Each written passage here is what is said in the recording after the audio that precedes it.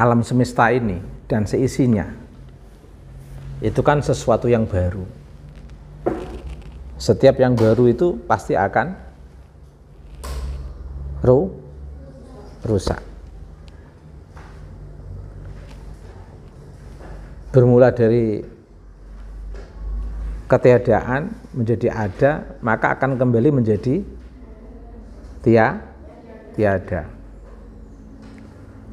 Akhirnya yang benar-benar ada itu siapa?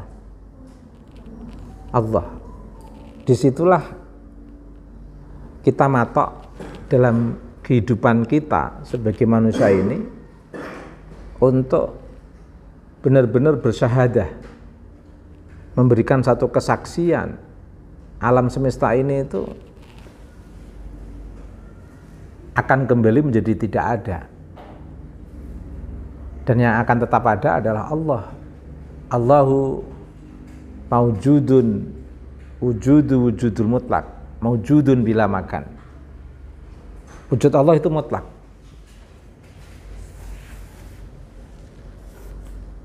Karena mutlak itu maka tidak bisa dibatasi oleh tempat-tempat tertentu. Termasuk dibatasi oleh pandangan kita. Ketika kita sudah melihat objek, berarti objek itu kan dalam batasan pandangan kita.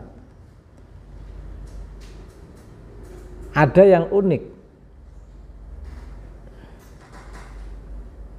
Makanya ada contoh kecil misalnya, ada orang pernah mengatakan cinta itu menembus batas. Karena cinta itu tidak bisa dibatasi oleh pandangan mata, telinga, definisi-definisi ilmu pengetahuan. Menembus batas pengetahuan, menembus batas kealaman. Itu cinta. Nah, maka cinta yang hakiki pun cinta yang tidak bisa dibatasi oleh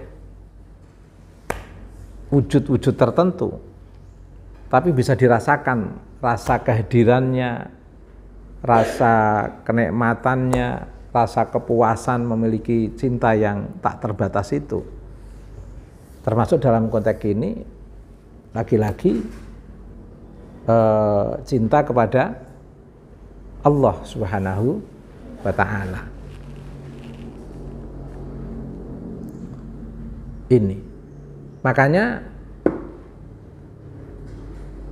dalam prinsip yang mafhum di lingkungan kita, awaluddin ma'rifatullah, awal dari agama itu adalah mengetahui Allah, mengenal Allah, mengenal wujud mutlak Allah.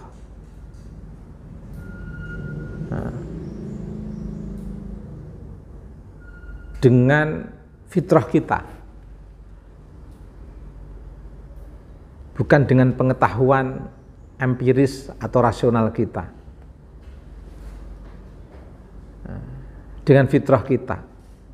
Setelah dengan fitrah kita, baru kita mencoba menggunakan rasio yang kita miliki yang didasarkan pada fitrah. Baru kita menggunakan hati yang didasarkan pada fitrah. Baru kita punya kehendak yang didasarkan dengan fitrah.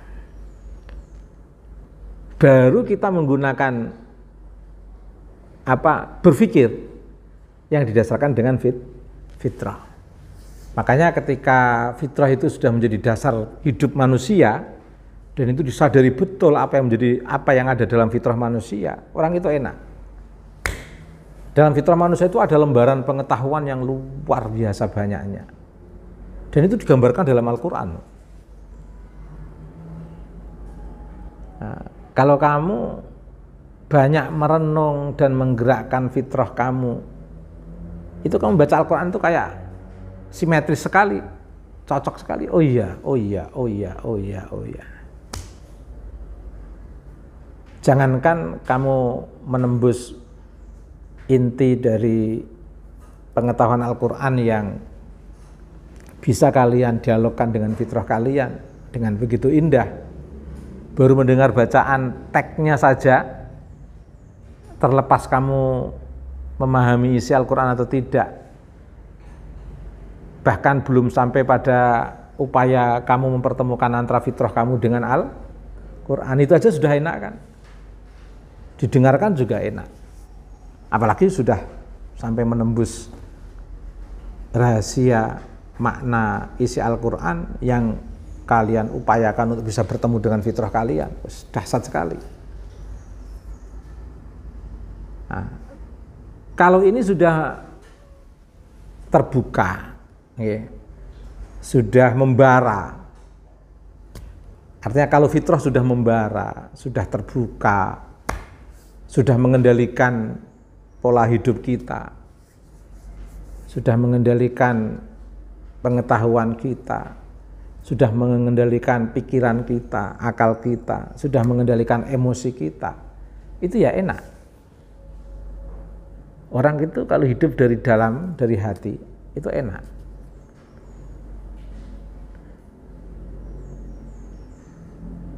Mungkin akan membutuhkan banyak guru kalau kalian akan mendalami isi Al-Quran dengan para mufassir, dengan seorang ulama.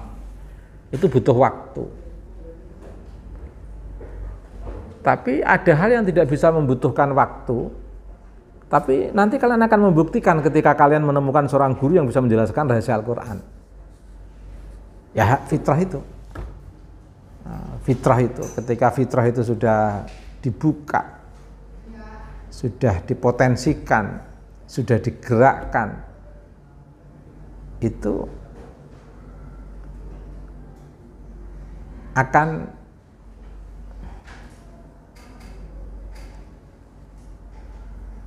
mengeluarkan sebuah potensi cahaya kehidupan kalian, yang ketika itu kalian coba untuk bagaimana sebenarnya yang ada di kalam wahyu Al-Quran misalnya, ketika kamu sampai kepada orang yang mampu menjelaskan, nanti akan membuktikan, oh iya. Tapi jauh sebelum ke sana, paling tidak fitrah itu sudah terpotensikan.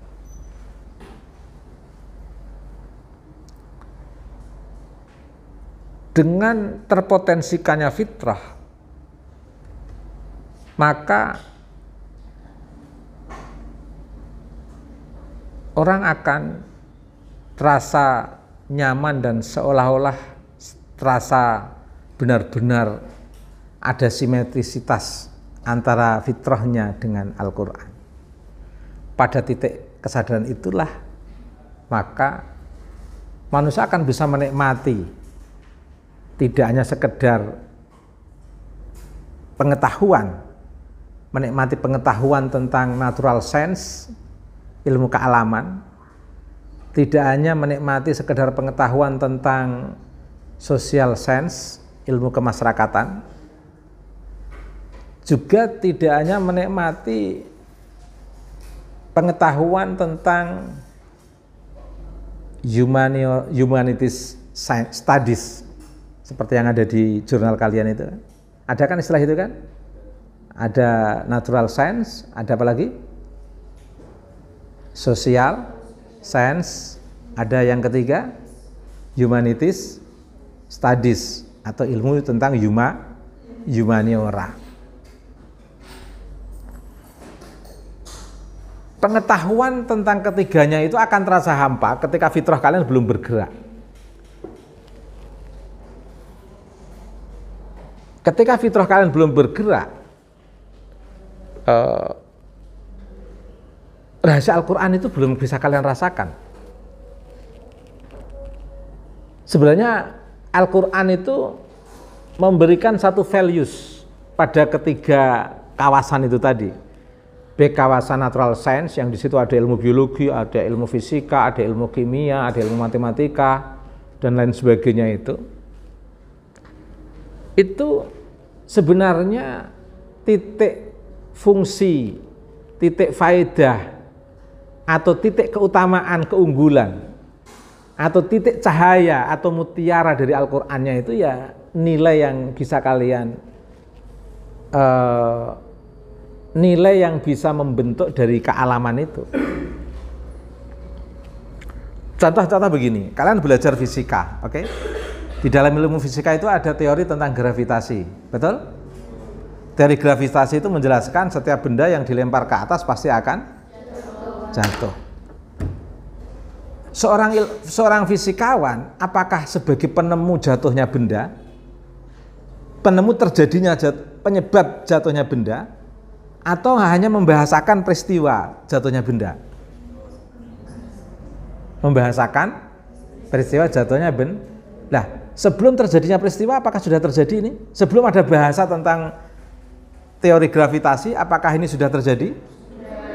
Terjadinya ini disebabkan oleh munculnya teori gravitasi, atau teori gravitasi disimpulkan dari peristiwa terjadinya ini? Teori gravitasi ditemukan setelah terjadinya peristiwa yang terjadi, benda yang dilempar ke atas jatuh ke bawah. Di mana nilai Qur'annya di sini? Rahasia tentang peristiwa terjadinya gravitasi. Pengetahuannya apa? Oh, itu namanya teori gravitasi. Tapi orang yang tidak memahami Al-Quran, yang tidak menggerakkan fitrahnya, tentu akan berhenti pada teori gravitasi. Tidak berpikir siapa yang menciptakan terjadinya peristiwa gravitasi. Fungsi Al-Qur'annya itu adalah menyadarkan pada kalian, itu Gusti Allah bahasa halus. Itu Gusti Allah nduk, itu Gusti Allah ngger, itu Gusti Allah anakku. Itu Gusti Allah itu Allah wahai putraku. Itulah Allah wahai putraku. Yang menciptakan itu adalah Allah wahai putriku. Al-Qur'annya itu sebenarnya ingin menguatkan values tentang terjadinya gravitasi itu, ada sebuah nilai ilahiyah.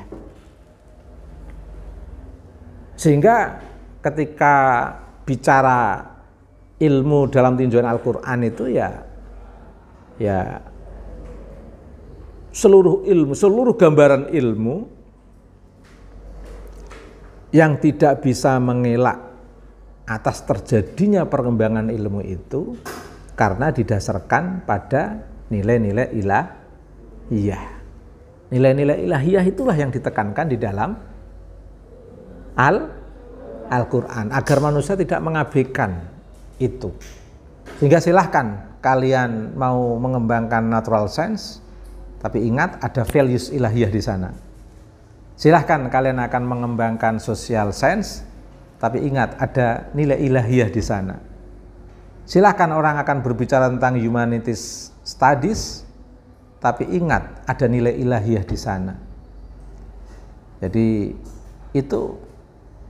di dalam Al-Qur'an 30 juz itu prinsip dasarnya adalah menggambarkan sebuah peristiwa kealaman,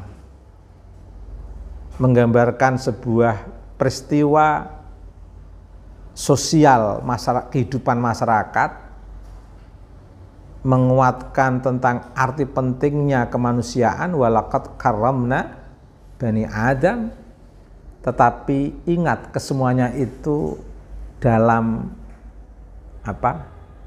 kuasa kudrah iradah Allah. Ya titiknya di situ. Bagaimana kalian bisa menguatkan kepada siapapun yang belajar pada natural science, social science maupun humanity studies tetap dalam satu titik kesadaran nilai ilahiyah yang melekat dari seluruh perkembangan kosmologi ini, seluruh perkembangan kealaman ini, baik yang secara langsung lewat alam semesta atau secara umum atau secara spesifik berbicara pada perkembangan manusia, baik manusia dari konteks kemanusiaan, nilai kemanusiaannya, maupun manusia dalam konteks relasi sosialnya yang lebih rumit, yang lebih rumit karena diperrumit oleh manusia itu sendiri. Coba kalau kehidupan manusia itu ikut proses alam ikut sebagaimana kesemestaan mengikuti aturan Allah, mungkin juga indah. Ya. Matahari ditugasi Allah untuk menyinari bumi, udah seterusnya menyinari bumi.